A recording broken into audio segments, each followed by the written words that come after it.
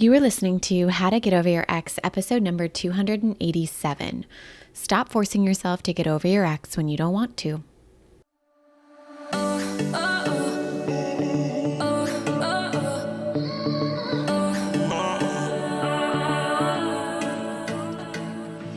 Welcome to How to Get Over Your Ex, a podcast on getting over your ex without it just taking time.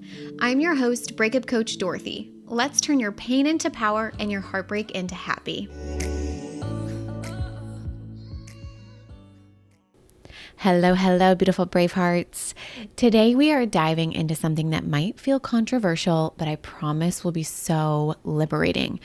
It's about why forcing yourself to get over your ex when you genuinely don't want to might actually be precisely what's keeping you stuck. So last night I was coaching a Braveheart inside of the Get Over Your Ex program. She had just joined that the night before.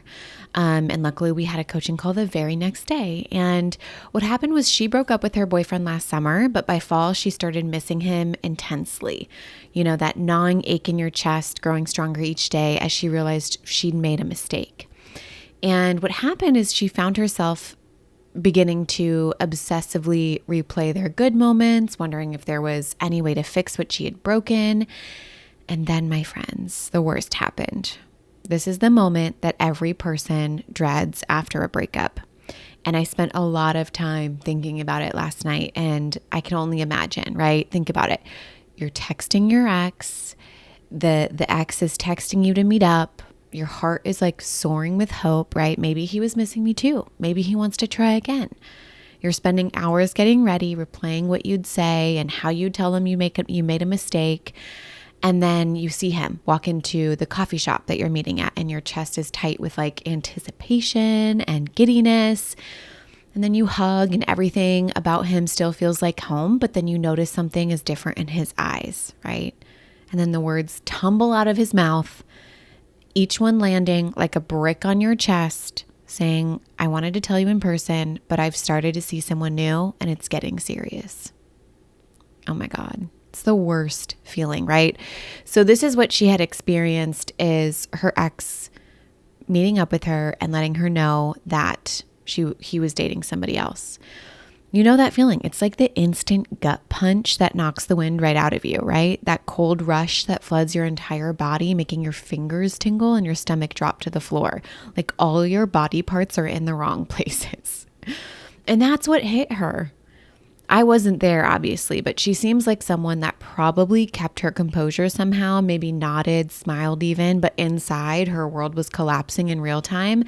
And for me, I just remember when I found out about my ex dating someone new, I couldn't sleep that night. I couldn't eat the next day. I couldn't focus at work. My mind became a torture chamber of images, right? Him kissing this new woman, laughing with her, sharing all the intimate moments they once had together, being with family together. Was he happier with her? Did he ever really love me at all? Those questions just circling like vultures, picking away at any shred of self-worth that I had left.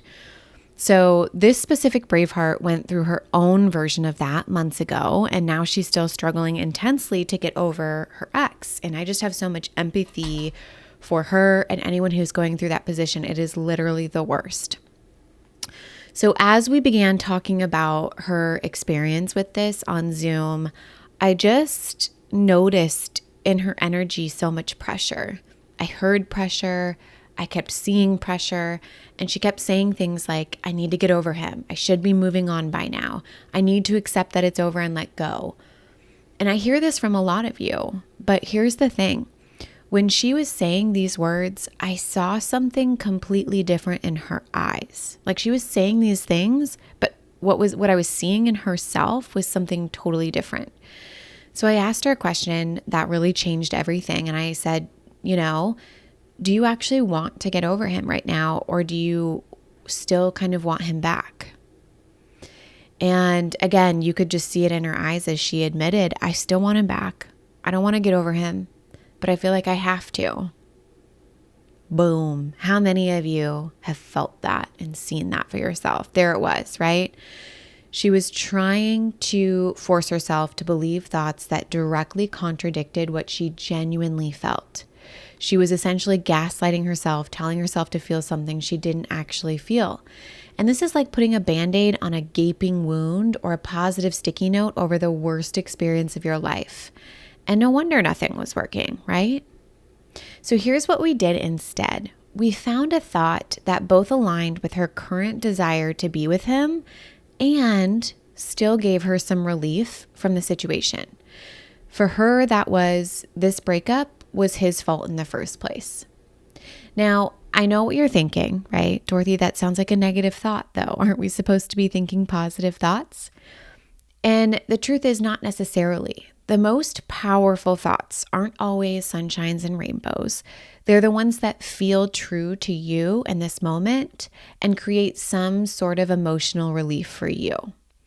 And no thought is forever. So this is what works right now for her, and let that work, because it will get you closer to where you want to go and ultimately get you to a place of neutrality and indifference around your ex. But you've got to start taking one step at a time, one thought at a time, and no thought is forever. So when she realized it was okay to have this thought or belief, her whole energy on this call shifted. Her shoulders relaxed. She even smiled a little. It wasn't about blaming her ex or making him wrong. It was about giving herself permission to stop taking all of the responsibility for the breakup when she was already carrying so much pain. And it helped to stop focusing on needing to get over him. Let's stop saying that when in reality, it's not what we truly desire. Let that be for a second, while we do some, just like let the thought or the idea that I need to move on, let that be there, but just push it to the side for a second while we do some healing on the inside and build up that relationship with yourself first.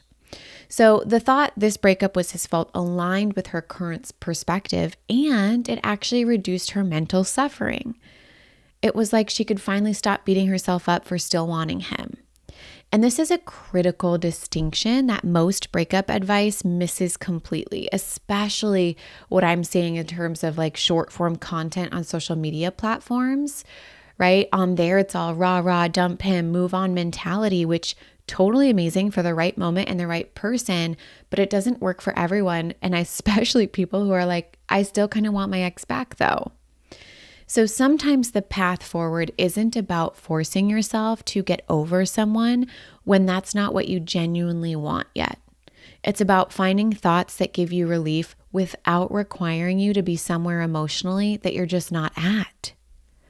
So if this is you, here's what I want you to try. Number one, get radically honest about what you actually want right now. Do you genuinely want do you genuinely want to be over your ex, or do you still want them back? And there's no wrong answer there. Number two, if you realize that you still want them back, stop forcing yourself to believe thoughts like, I need to move on, or I should be over them by now.